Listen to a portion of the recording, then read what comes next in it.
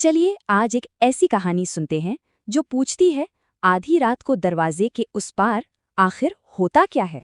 कुछ रातें होती है जब सन्नाटा बहुत भारी लगता है और हर आवाज में एक चेतावनी छुपी होती है। कहानी शुरू होती है एक नए घर से, एक ऐसे अजीब मोहल्ले में जहां सूरज ढलते ही सब खामोश हो जाता था।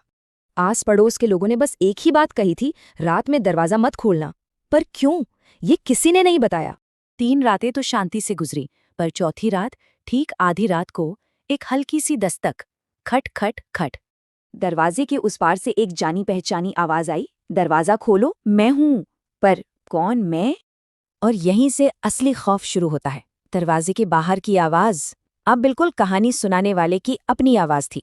सिर्फ आवाज नहीं थी, दरवाजे के नीचे से एक बहुत काली परछाई अंदर आने की कोशिश कर रही थी। जब वो नाकाम रही तो उसने अपनी चाल बदली।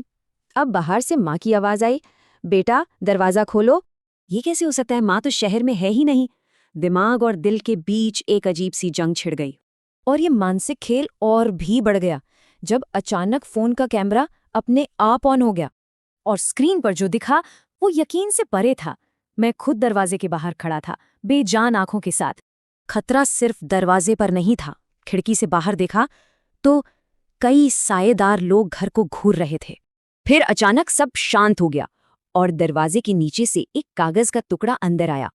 उस पर बस एक लाइन लिखी थी, रात खत्म होने से पहले फैसला कर ले। शायद बाहर वाली चीज का सब्र अब जवाब दे रहा था। दरवाजे का हैंडल अपने आप घूमने लगा। तब बचपन की एक बात याद आई, डर को देखो पर उसे कभी घर में मत आने दो। फैसला हो चुका था, दरवाजा बंद रहेगा। और जैसे ही सुबह की पहली किरण आई, वो मौजूदगी, वो खौफ, सब गायब हो गया।